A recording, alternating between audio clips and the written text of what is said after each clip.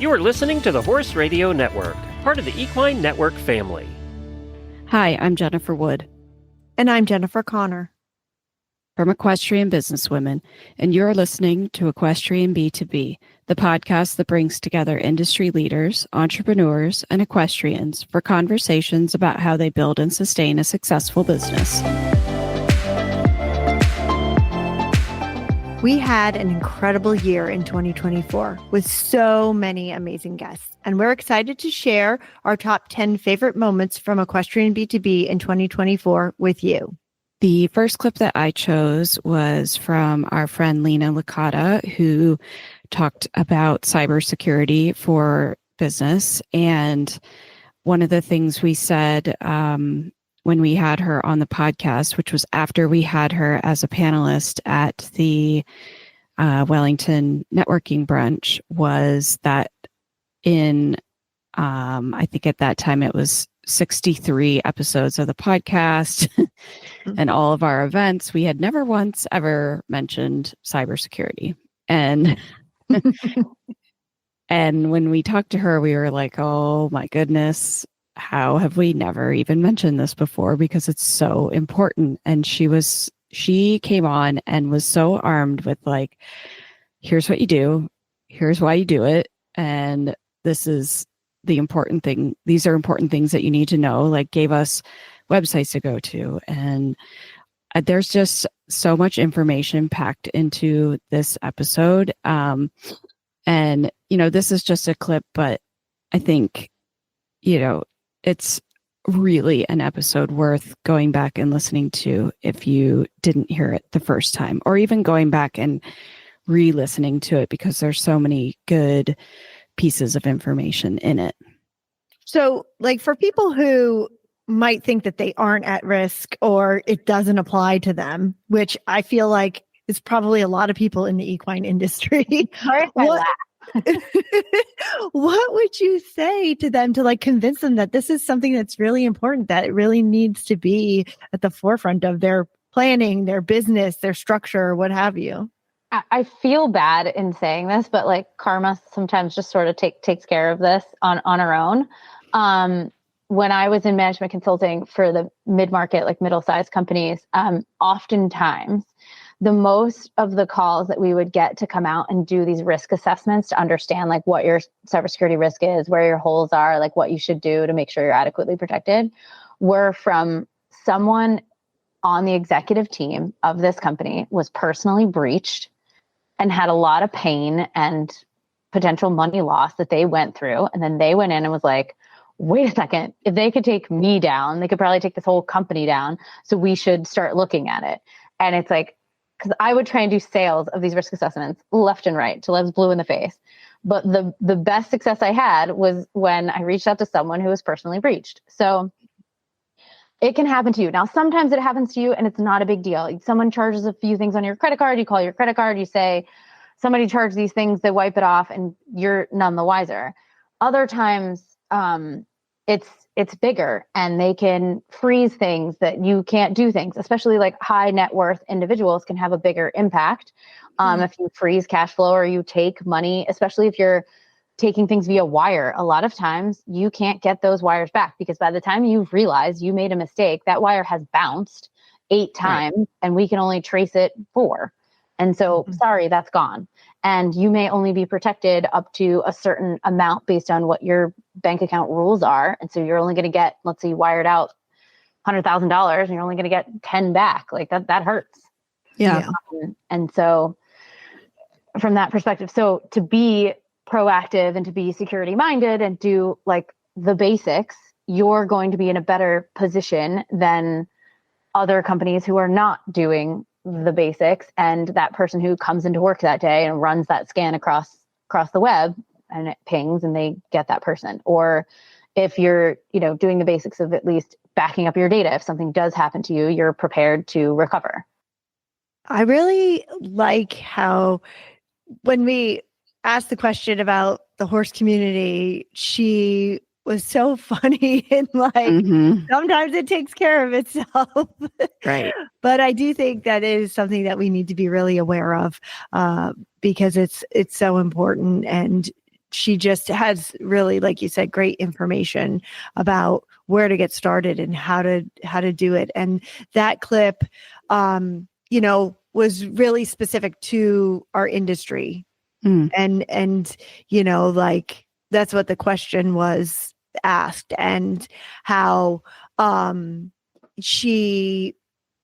what can happen basically if you're not aware. Yeah. And I think,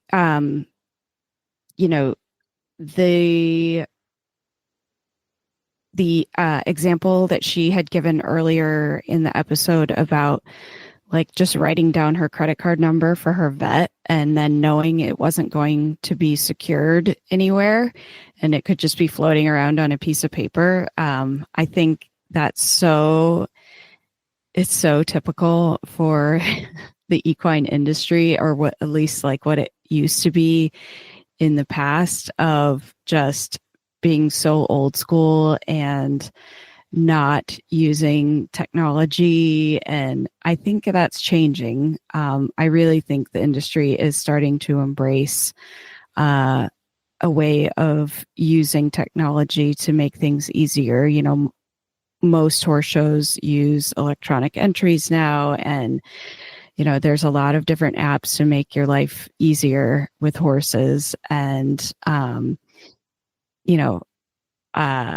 think cybersecurity and online payments and things like this, and using all of these huge online payment systems are a way to insulate yourself and protect yourself as a small business. Like she said, use Shopify, use Stripe. And while you may in the short term be losing a little bit of money on each transaction, in the long term, you really are protecting yourself, because these are companies who do all of that diligence to make sure that they're protecting your customers' information. Yeah, and I liked when during the episode we did talk about that, and how you can check up on different companies, that right. Information is available to you to be able to make sure that those companies are doing their due diligence. It's a report that's available to anybody. So I think that's important. I also think that people need to remember, because I told a story about my husband, but I've had some other family members recently who got scammed pretty significantly. And I think that people need to calm down before they start to panic on things, because that's what I think a lot of scammers play off of, is like this panic, and your money is here and it's not supposed to be, and you're going to get in trouble. And, they make it so that you don't have that decision making. And I think you need to stop. You need to ask more questions, and you need to reach out to somebody before you make the decision to just hand over money to somebody or open up your computer to somebody, so or send your password to somebody. Their bank account number, whatever it is. I think there's a lot of scams out there. And I think at the end of the day, we need to be hyper aware of those things. And I think that that's kind of what Lena was talking about, that even in the equine industry, we are not protected from it. We are right in the thick of it. And we think about the wealth that comes along with being in our industry. You could have a lot to lose if you're not careful. Yeah. Our next clip comes from a young woman named Marie Marks that we talked to, and she had started a company, and she's someone who is just, you look at these types of people and think, wow, your brain works really fast, and you are just kind of on a different level than a lot of people. That's what I think when I talk to her. Yeah. And one of the things that we noticed when we looked at her bio was that she did a tech incubator program. And we wanted to talk to her about it because it was just a unique thing that she had done that most people that we had talked to hadn't done in the industry. And we wanted to hear what the experience was like and how it affected her when she started her business. And one of the funniest things that we heard about was part of this experience in a tech incubator. it's a bit woo-woo. It's absolutely not. It's really, really empowering. They teach you so much about yourself. And then we also did a survival week, which basically you're in the middle of freaking nowhere, California, on a farm owned by a billionaire. You're basically your phone's taken away from you. You have to do a crazy day in San Francisco to get clues. And in order to get to San Francisco, you actually have to manage to sell products to buy your train ticket to get to San Francisco. They asked us to sell condoms before getting on the train. Oh my God. On the street. Ridiculous. But the thing is, it's so interesting because it gets you to stop being ashamed, and it gets you to, I was quite ashamed, don't get me wrong, it's quite funny. But then we get to San Francisco, spend a day there. 1, we discover the city. 2, we work as a team. There's so many arguments that happen, so much drama. So you really learn to work together. And by the end of the day, you're super tired. You cross the bridge over to the other side. They pick you up and drive you God knows where on a farm. And on that farm during a week, they made us hike 16 hours a day. We had $15 for food for 1 week. So we had to learn how to not starve to death. We had a chicken we had to kill in order to be able to eat meat. Like, so much freaking crazy things, right? We had to build a boat and cross a river, and the person that was the most dry won the challenge. We had they make you cross like an arm of the ocean, and then after you cross it, they tell you it's shark breeding ground. Like, there's so much stuff that is completely nuts. But funny enough, it was one of the best weeks of my life. This is where I also met my partner, obviously, who's now working in my company. And it was crazy. He was an instructor there, so we got to meet there. And now we're together, but also together in the company. Like, life-changing week, literally one of the best weeks of my life, because you don't have technology. You just have to connect with yourself, and you have to. It just highlighted that I'm extremely undisciplined, and I'm not made to be part of any military group. That's all I learned. I love talking to Marie. I thought she was so charming. She had so much charisma. I can totally see why she was able to start, a successful business like this, and why she was chosen for that tech incubator. And I loved hearing her stories from it. She had such a great story about like how she's moved through the equine industry and different things that she's done. But I think that it's so great to see that while she was there for a tech incubator, they were still coming back to doing like tangible type things. It wasn't sitting. It was shocking to me that they weren't sitting behind the computer coding something, right? And it was more like get out there, hike, do things, because I think that experience then translate back into running businesses, how hard it can be, testing your resilience. And so I enjoyed her a lot. Yeah. I thought it was cool that, you had to go out there and learn about who you are under pressure. How do you work together as a team? Like, who steps forward and becomes a leader? All those things that you can then take forward with you into business and leadership. It makes sense once you look at it from a long view. I'm sure in the middle of it, you're not thinking, oh, this is going to make me a better business person. Listen, has anybody ever gone into like a group project being like, yay, I have to work in a group project for like in college or high school? Like, no. No. But yeah, they do. But at the end of the day, it's very similar, right? Experience of working through those issues and really trying to find out who you are. Like you said, that's an important part of it. Yeah, totally. So loved that one. Yeah, she was awesome. The next clip I picked from the episode with Meredith and Margot Singer-Katz. They worked on developing pin snickety, which I'm just obsessed with those pins and love them. And they're just so much about personality.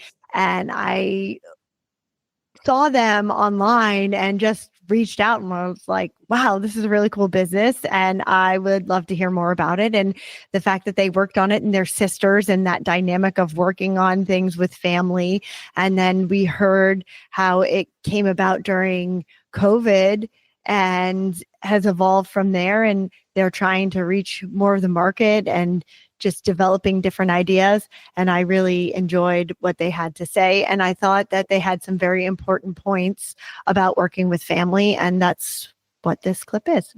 You know, it was her idea, as I said earlier. And I sort of thought about, okay, how can we professionalize this? How can we make something that's going to last, that's high quality, that we can stand behind, that we can actually market?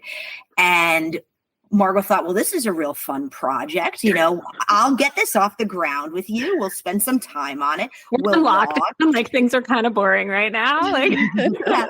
And Meredith, this will be your company. And, you know, she'll be a 10% partner. And that's what we decided. And we thought, well, that's great. We'll do that. And then, of course, we got to launch. And it turned out that Margot loves working with me and loved the business. And she couldn't get enough of it. And so instead of it really being my business. So essential. Critical. You were an essential worker. But the reality is that we did our original formation documents where I was the 90% partner and Margot was the 10% partner. And there was almost no expectation that Margot would be working on this in a real capacity beyond the launch. And we redid our formation documents to reflect our, 50% partnership because it's been so much fun. And it's been, frankly, so critical to have our different skill sets, our different perspectives to develop this business. Yeah. Do you guys have a partnership agreement between you? We do. We felt like it was important to like sort of do everything in as professional a manner possible. So like our business is incorporated, it's registered, we have a partnership agreement. And we have, so Meredith still retains the majority stake. I think we're like 51-49 now. And so we felt, and we both agreed to this, that if there was some major dispute along the way, we didn't want to like have to get in like litigation about it or whatever. Exactly. We wanted to just like decide who was going to break the tie. But of course we're sisters and that's never going to happen. And so like, even though we have documents saying things, I mean, I think we really do view this as a 50-50 partnership. Mm-hmm. I think that's important though. Yeah. I mean, even if you're not related, a lot of friends go into business together and, trouble in business can really test partnerships and you have to outline from the start what your expectations are, right?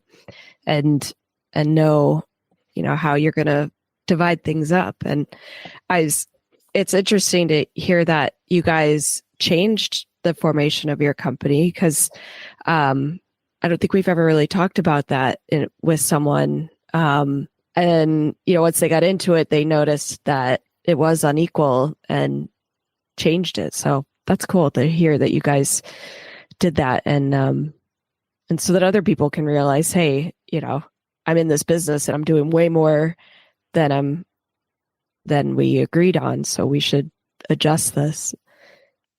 I think that partnership we touch on sometimes, but it was so good to hear like sisters, even family saying that they had this agreement. And I loved your point about how they can go back, that we've never had anybody who went back and redid their partnership agreement. And so, that to put it out there to people that can be done. Right. And I think most people assume that once you make that decision, it's set in stone, and it obviously doesn't have to be. Things like that change all the time. So seeing an example of that and knowing that you can adjust it whenever you want, based on, life circumstances or the business changing and what you're putting into it. People should know that they can change ownership percentages and know that they can, feel that they're getting out what they're putting into it. Yeah, so I thought that was an important point, but the entire episode was really fun because I love the dynamic between the two sisters and talking about it and how they seem very joyful about doing this business. Yeah, they're so much fun. And I've met Margot a couple times at the horse shows, so she's always fun to talk to as well. I ran into Meredith in the tack shop. Yeah.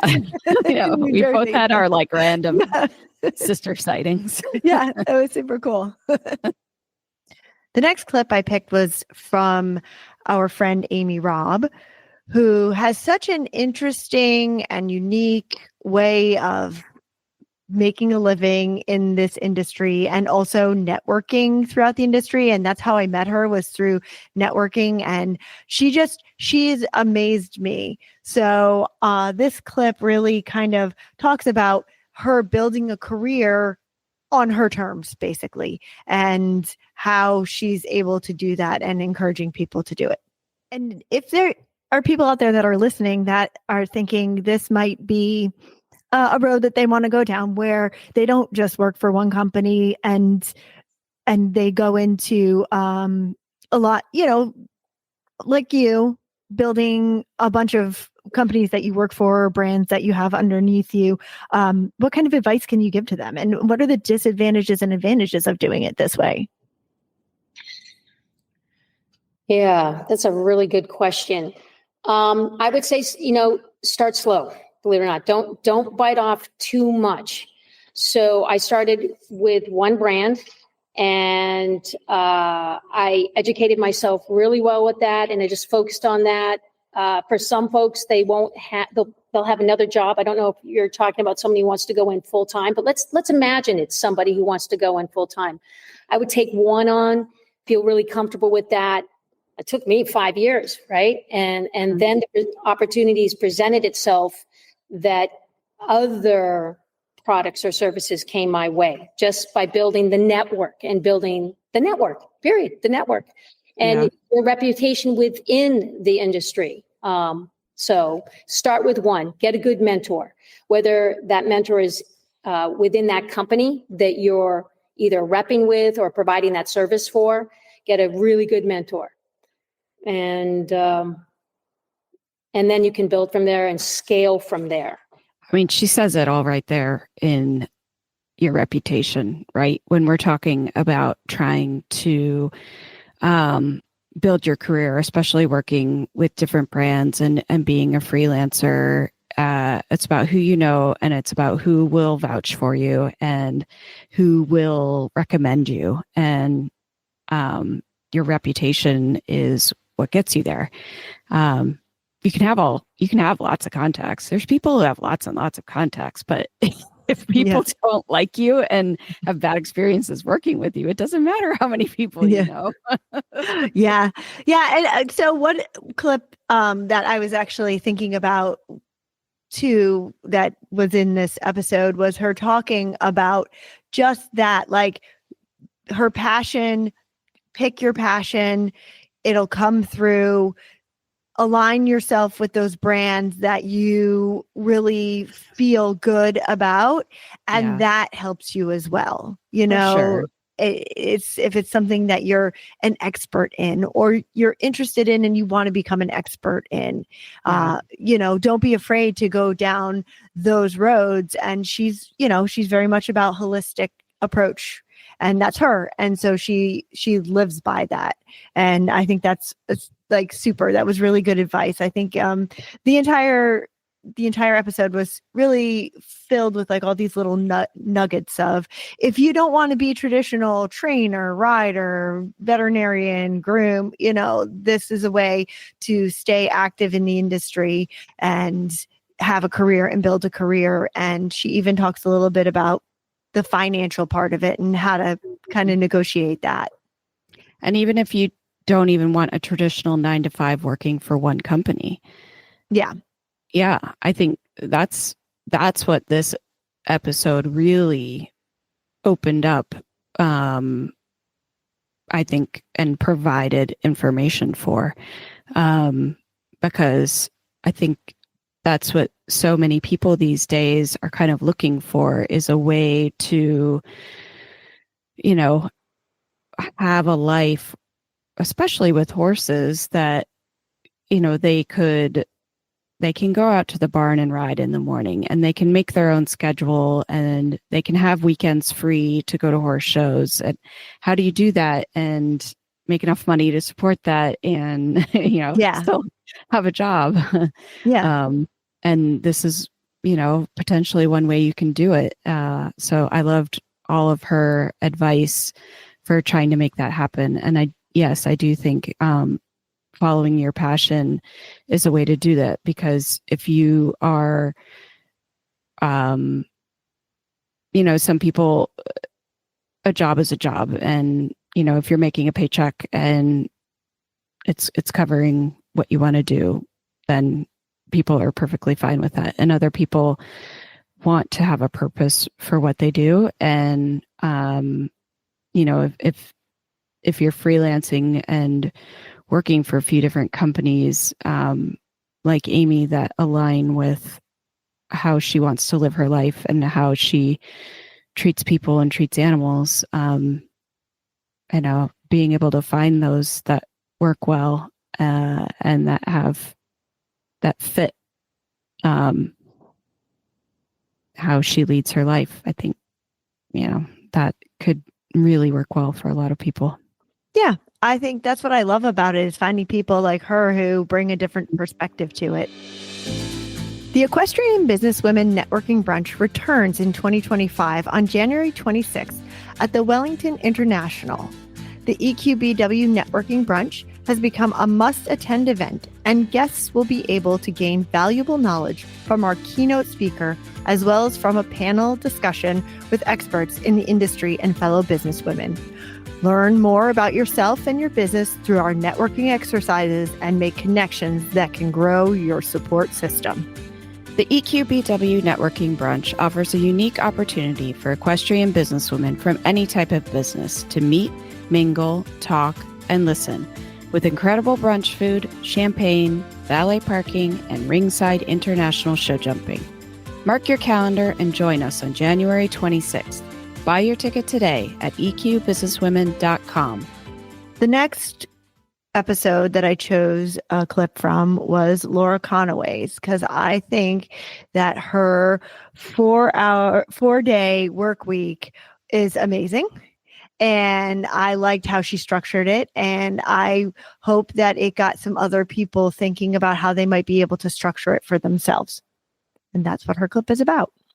Do you have a 4-day work week for your employees, or is it just generally flexible? We've been successful in doing that. Yeah. The 4-day work week it's dependent on how many years an individual has worked at our agency. And it starts after a certain number of years, you start with a half a day a week off. So they have a 36-hour work week. And then after a certain number of years, they get a full day off. So they have a 32-hour work week. And it's generally the same day each week for each person. But, they also understand that we have to have a certain number of agents in at all times. So that, they'll give that day back or change the day based on, vacations, and it's vacation season is coming up. So there's a lot of like little puzzle pieces going on right now. Yeah. I feel like my brother's a firefighter and does that a lot. And yes, you have to have a certain number of people, and so the puzzle gets a little complicated. Yeah. And what's funny is, like, okay, my husband works a full-time job and he's expected to put in 40 hours a week. But if they decide, they don't have any jobs and they're not going to work on Friday, then they extend the hours Monday through Thursday. So they're still working 40 hours a week, but they get a full day of not working. And I find what you're offering your employees to be really generous. And I love that it works for you guys and that you're able to do that and to show that it works and still have success and still make profits and be able to keep everybody happy. Because I don't know, I just feel like a lot of companies are having to go that way. And employees are demanding more of that. Yeah. I think demanding more flexibility for sure. I think I made the point that in comparing it, sometimes that my husband gets a day off, but he still puts in 40 hours a week sometimes. Whereas hers is truly a 4-day work week where they only work 32 hours a week. Once, they get to a certain, they've worked a certain amount of years with her agency, which is awesome. And I think it just truly shows how much she values her employees and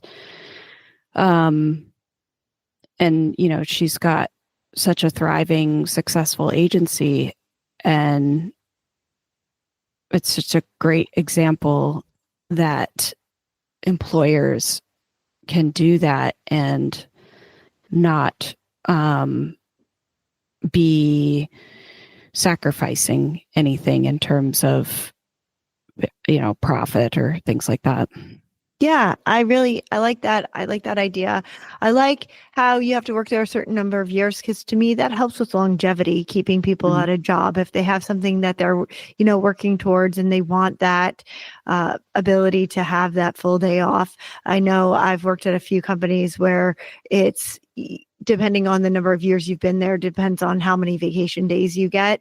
And so when you go there, it's kind of, okay, I've got to work a year before I get a week, and then 2, and then 3, and then after 5, you're getting like 5 weeks off throughout the year. That's pretty nice after you've been there for a while. And you kind of take that into consideration if you're looking for another job, like, oh, wow, I've already worked my way up to having like 4 or 5 weeks off.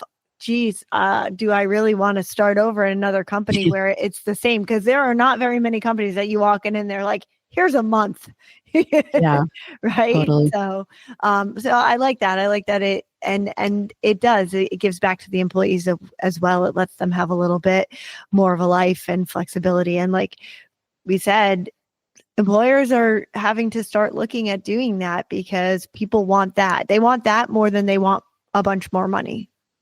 Sometimes, yeah.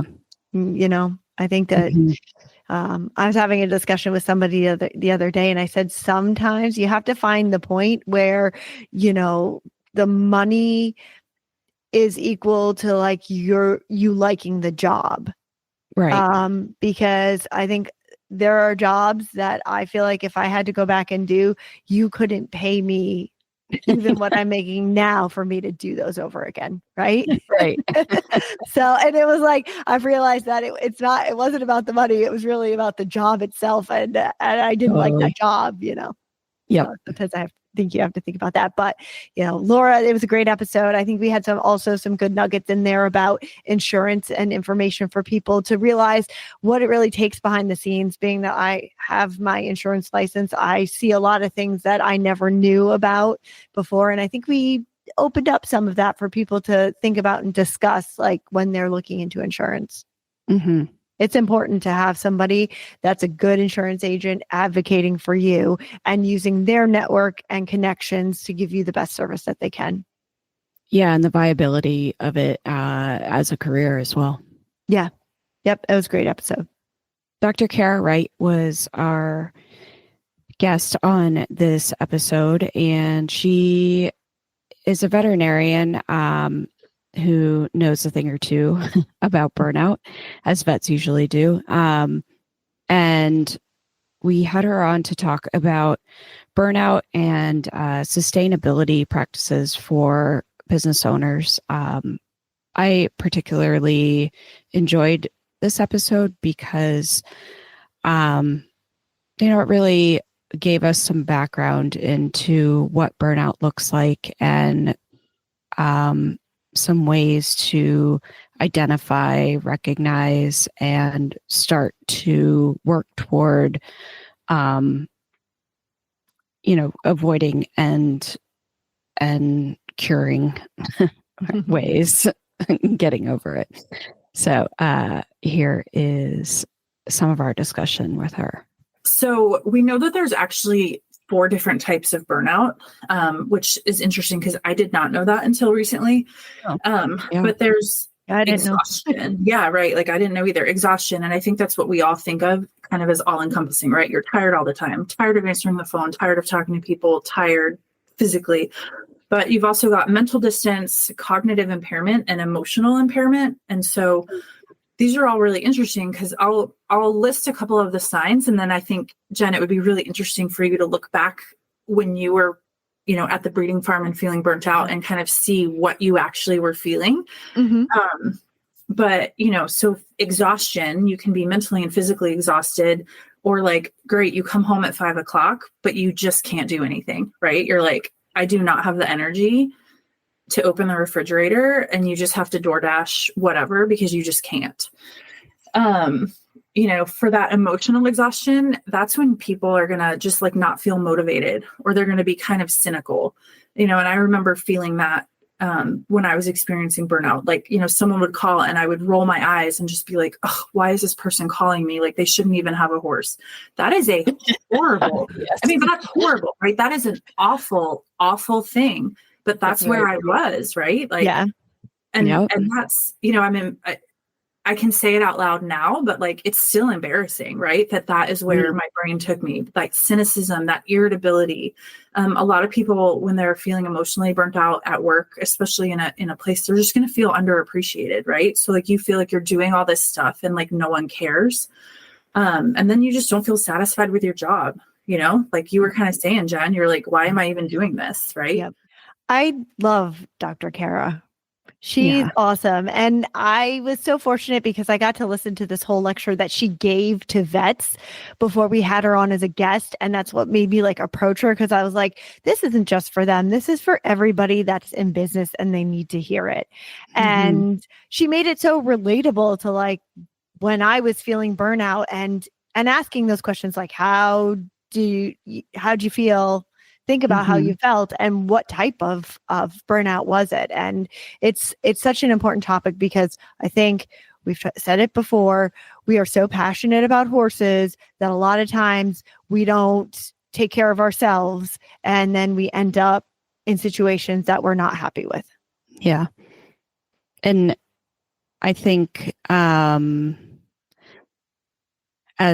I think it totally applies to small business owners too. You've got the love of the horses, and then you've got the working towards running your own business, if it's a startup, and getting it off the ground and making it successful, and,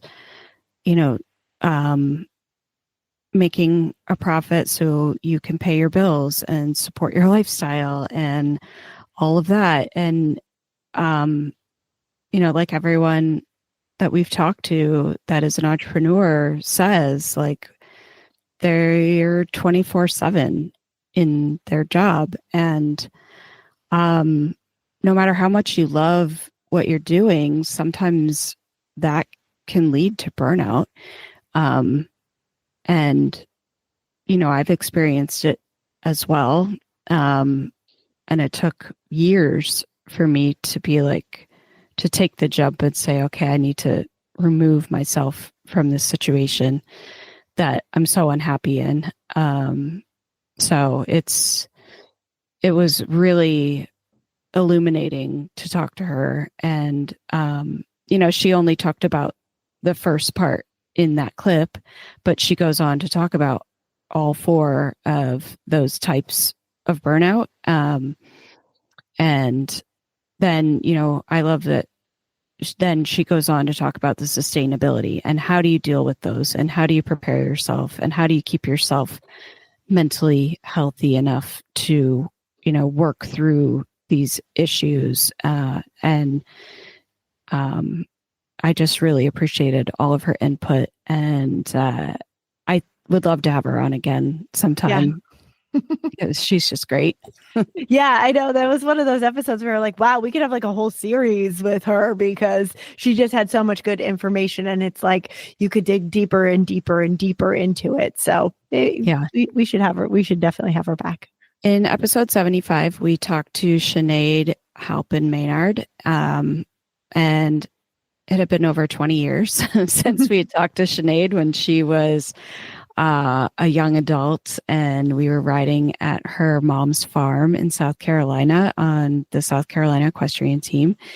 And she had gone on to, these huge heights in the eventing high performance world, riding for the U.S. equestrian eventing team. And our talk with her was really wide ranging, and I loved it. And she was so open and honest about so many parts of her life, whether it was her husband or her kids or her mental health, where she wanted to go in the industry. I just really loved our whole discussion. And this is just a clip of it, but I hope you'll go back and listen to the whole thing. Like really taking some time and sitting in that and kind of developing, a strategy around, like why I wanted to do what I wanted to do. And then really realizing like that you can do it however you want. And it doesn't have to look like how other people do it. Yeah. Like it won't, even no matter how hard you try, like you can argue with the universe, but it will not ever look like how somebody else does it. Right. Well, and it's only, you only see what's on the outside, right? You don't know what other people are struggling with, even if they're winning at the highest level, like everything else in their life could really suck. And you don't know that, even though you covet part of it. Totally. Yeah. That's really interesting. I think, and I love that you're willing to talk about it, because I feel like a lot of athletes, they say like, okay, yeah, there's ups and downs in the sport. Okay. But what does that really mean to you personally? And you don't always hear that from riders who are in high performance sport. Yeah. Oh. And I think I think it's a shame. And I think, I think sometimes you can get so isolated, and sometimes we can do it to ourselves, like I was doing it to myself. But the more I kind of speak to people with my own like in my own challenges, these are my experiences, the more feedback I get from people who share similar experiences. And then you just feel like, oh, that's all I needed. Now I'm good. Let's go. Rock and roll. Yeah. And I feel like I try to be pretty open on this podcast about things, because I think that the more you're open about it, more people could get that sense of, oh, somebody else is going through it, or this is a struggle. I mean, right now I'm struggling with whether I want to continue riding or not. I've been taking a break for a while. I have a young thoroughbred that I think I'm selling, and I just don't know where it's going to go. And it's such a struggle, because it's such a part of my identity. And you don't know, like, if I give that up, what does that mean? And is it really what I want, or is it just because, I'm just feeling a little burnt out or what? So I think that like you talking about it and being open about it definitely can give, it makes people more open to, and saying, oh, wow, somebody else is talking about this. Like I can share my experience too. Yeah. 100%. And I think that healthy reflection, I mean, it's good, right? Like not turning a blind eye, like, this is what I'm feeling. I don't know. Let me sit with it a little bit. And I think sometimes that we're either like, we're like our animals, right? We either are that fight or flight or freeze, right? Not dealing with it, or I'm going to kill it. And as opposed to like, just sit with it for a little bit. And I don't know, I can be a little bit like, if I really am I kind of sitting and thinking through something and I can't figure it out, I'll like leave it for a little bit. And then I just pay attention, like, cause then normally I'll get some cues from something else. If I'm just paying attention, that'll point me in one direction or another. And it can be something as cheesy as like something a bumper sticker will say, if I'm just sitting at a stoplight paying attention, and I'll be like, that lines up with what I was thinking I should do, but it's, you just pay attention to stuff. Picture this. I'm sitting on my couch watching, I think, Rolex 3-Day, and I hear Sinead on the TV, and I turn to my husband, I'm like, I know her. I was like, since she was like in high school, I know who that is. And that just got me thinking about her life, her accomplishments. And I was like, oh, this would be so good to have her on. And I'm so glad we did, because that discussion continued on about the horse stuff for me. And she really said something that stuck me. She said, Jen, maybe it's not that you don't want to ride horses. Maybe it's just not the horse that you're riding is just not what the horse for you. Like maybe it's not going to be okay. And so update number 1 is that I no longer have that thoroughbred. And number 2 is I'm still not riding, but I'm in a really good place with it. And number 3 is my ponies are finally doing something good for me, and I feel great about them and what I'm doing with them. So I'm no longer having a mental breakdown over that. So that episode really, really helped me. Yeah, exactly. I just enjoyed talking with her so much. And, you know, she was able to really open up and explain how she deals with things. And I think so many people, especially professional athletes, have a really hard time doing that. Yeah. And, you know, whether it's not wanting to kind of share secrets about their success or not wanting to look vulnerable or whatever the case may be, you know, it's pretty rare. And I think, you know, having her share, you know, about her worst injuries and how she was able to get back on a horse again, or, you know, how she went through motherhood and she felt extremely isolated and that she was never going to get back to the top of the sport again, or, you know, how she had to work through having a business with her husband. Like there were so many things that we talked about in that episode that I was kind of floored by, and I so admire her for. So yeah, she does so much, from the commentating to writing blogs and articles for people, giving clinics. Yeah, I mean, and actually, I've seen where she's been up in my neck of the woods with her husband recently, like over the summer and stuff, doing clinics up here. And I'm like, yeah, she's just super inspiring and tough as nails. Yeah, totally. You know, like that's really, she's had some real injuries that she's come back from. So it was great. It was great catching up with her. I also enjoyed that. And she certainly gave me some good advice and helped me. So appreciate her. So the next clip that I picked out was from the episode with Danette Neutebaum and Amy McGann. And they are partners in horsegrooms.com. And I think that they have such an important message. They're doing such great work. And I really enjoyed speaking to both of them because really being a groom, they really helped talk about how to make it successful, like as a professional groom, how to be successful, how to support each other, what kind of support they need. I really appreciate that because I think that sometimes it's overlooked that grooms can be such an integral part of a program, and especially at the highest levels. And so the clip I picked out is kind of reflective of that, showing another professional acknowledging that. Amy, do you know the quote we have from Kit Miller on our website? And the kid, he said it beautifully. He's a top vet. Yeah. And I think Amy will be able to.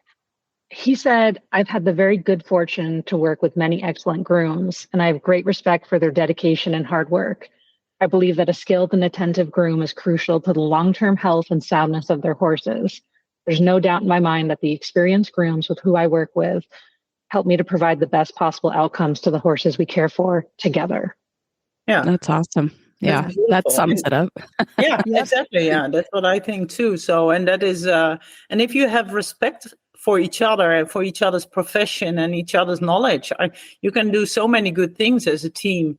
It's not only the groom, but it's a very important part of the team. Right. Yeah. Danette, what's something, advice that you would give to someone thinking about this as a profession? Well, I would do it, but but try to find a job for good people who treat you well, and try to learn as much as possible from all kinds of people and resources like horse grooms, but also, read, watch videos, talk to other grooms. All the interviews we've had with top grooms, they all say, because we ask this question, and they all say, ask us. We would love to help, and we would love to share information. The top grooms who went to the Olympics. So do it, because it's a beautiful, if you work for the right people who treat you well and with respect and with good working conditions and stuff like that, and it's a beautiful job, and you should develop yourself as a professional in that job. I think Danette's great. I think that she's had world experience. Like, that was so cool to listen to all the places she's been and all the things that she's done. And I know she's good friends with you.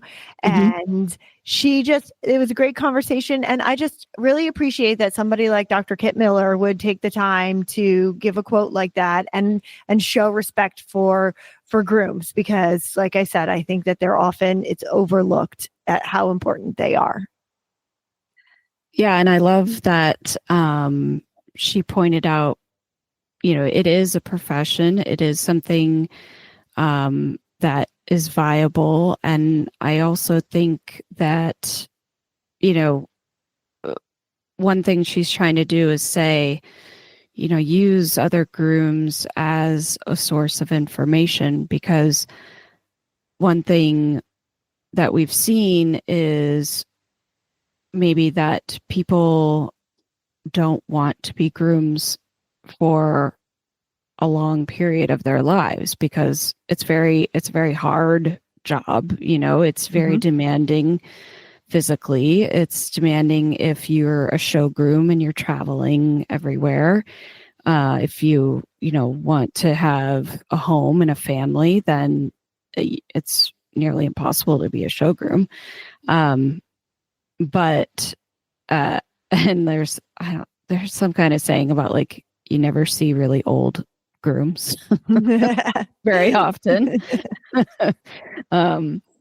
But I think using other grooms as a source of knowledge is so important, because they've been through it all. They know so much, and like so many things that can help you and make your job easier and help you with your horses. And I don't think there's that kind of gatekeeping or competitiveness between the grooms, right? And I don't think there really is a ton. Like, you see riders helping each other in the course walk and things like that. And I'm sure there's a lot of camaraderie between the grooms as well.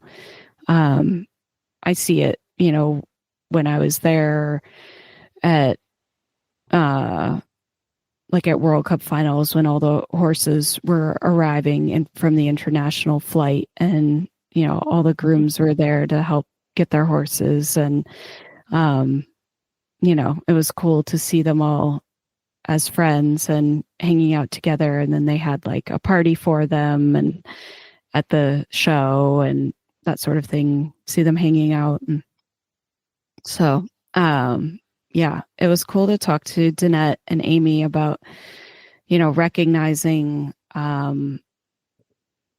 something that was missing in the industry, and a way to fill a void and be able to provide something online and help grooms and people who want to, be the best groom that they can. Yeah. Help their horses. The resources. I know around the racetrack, I don't know if there is any better feeling when you see a horse win on the track and how much joy and how much that means to the grooms, because they're giving up so much to do that. Family time, and they're traveling, and they are so proud of their horses, their string of horses when they win. And I love that she's trying to bring the group together to help support that and make people recognize that it is a real profession and you can do it. And there is longevity in it if you continue to do it properly. And also that she works with a lot of professionals that are starting to support this as well. Yeah. I think that's an important part of it, because the professionals need to also recognize what that means and participate in it, and kind of, with some of the other clips that we've played, start to realize how to make it a real profession so that people don't get burnt out with it and they can stay longer in it. Yeah. And working with other groups like, the International Grooms Association, that's a recognized affiliate of the FEI, and working to put rules in place to protect grooms, the hours that they get, a certain amount of hours that they have to be between classes, like from night class to the next morning class. They're doing that at FEI shows. So yeah, that's great. Yeah. Things that are starting to be put in place for protections that were never even considered before. So it's awesome. Yeah, it's great. The next clip I picked was from Katie Allen Clark. I just thoroughly enjoyed speaking to her and all her Britishisms that she came out with. This clip is really kind of focused on marketing. I really tried to pick clips this year that were really stood out and some important pieces of advice to people that they could follow. And she's in marketing and at Horse and Country. And I think that she had some good advice for young people getting into it. And that's why I picked this clip. Yeah, I would definitely say, and this is a piece of unsolicited advice for people, if you want to get into equestrian marketing, is there are so many people that are out there that will do all of the things. Pick your things, people, and go after the channels that interest you. Go after the things that you're passionate about and make that, like, run hard at it. Because I'm telling you now, there are so many people out there that are generalists, and that unfortunately doesn't stand you out in a sea of candidates. Like, help yourself, find the areas that you're passionate about and run at them. Yes. And gain all the knowledge you can and stay up to date with everything that's happening. I think that's the other thing as well, like finding people that are interested in other industries as well and taking that knowledge back to their own jobs. For sure. I mean, I always say to people, like, in my team, retail is still my first passion. Like, I really enjoy, like, bringing what I know from retail back into like a subscription service. But, find campaigns out there that have worked for other companies and industries and try and bring that learning back, because absolutely the equestrian sector is really good at not doing that. Yes. And it shows. Yeah. She's so funny. My favorite part of it was when she said hell for leather. I don't really know what that meant, but I loved when she said it. She also had another saying in there that made me laugh. She said it's her most famous saying that she tells her staff, and that's don't show your tits first. You don't show your tits on the first date. Yes. I was dying when I was listening to the clips, and I just thought that this was like a really important clip to play, so that she has some good advice. She's out there hiring people. She's the one who's going to make decisions, so she can tell you what you need to do to get those jobs in equestrian marketing. So I thought she had great advice. And then there was another clip that I had listened to that I was like wavering between the two, and the other one, she was talking about like standing up for what you believe in and how important that is as well. You know, like you have a purpose, you have a mission, you have your statement, and stand by it, because more and more people want to see that in other people as a quality. And from a company. From a company, yes. Yeah, like companies shouldn't stand silent. More specifically, she was talking about, about things in the equestrian industry and social license and issues that so many people care about, and that companies should be aware of and be either supporting or condemning, but either way, take a stand and make your position known.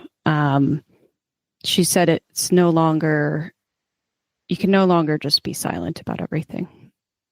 Yeah. And, this is the second time we've kind of heard that, because when we had Carol Cohn come and talk at our networking event, she kind of said the same thing, that's what employees are looking in at companies if they stand together, and, customers also want that from their companies. So I thought those were really good clips, and she just was hilarious. And the way she talked about it, I mean, even her talking about her pregnancy and being unplanned, and you guys should go listen to her podcast, because she talks a lot about that. So it was great. Good Equestrian episode. Mums Club. Yeah. So cool. Also very British. Yes, very British. I loved it. So we got to talk with a legend in the sport, Lendon Gray, who is a friend of ours and who has been a supporter since our first EQB2B summit in 2019. And, it was kind of a wide-ranging conversation about her life in the sport. And part of that touched on, her changing roles between riding and training horses, competing, moving into teaching, starting dressage for kids. And this clip kind of touches on those transitions. One of the big questions we're asked a lot is, how do you deal with nerves when you compete? Well, nerves get in your way in the beginning, and then nerves help you once you get over the bad part of it, because you need to be a little on edge. It gives you that trying a little harder. And then it kind of got to where I didn't care. Yeah. I went in the show ring, and I did my best, but I didn't have that, I got to get this really, really to work. And that's not good. That's not good. And that's when I really started to transit more into the teaching.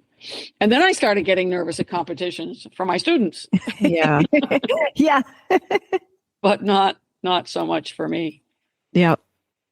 And I love that shows, and especially when you're working with so many kids, that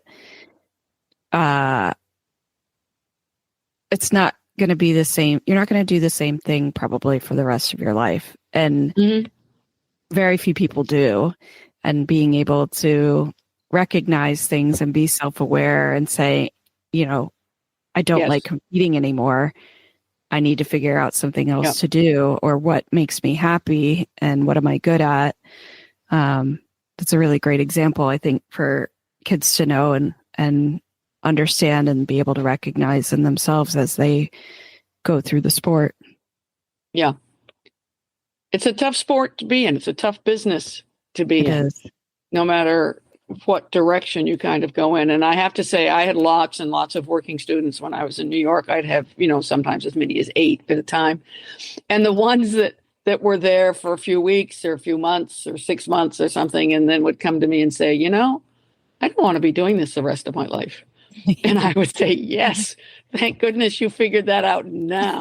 I felt I was doing as much a service to them as those that I was able to direct into a successful riding career.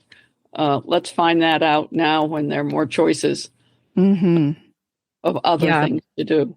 Yeah.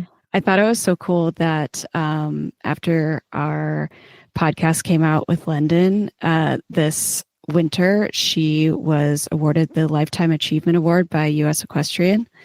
And awesome.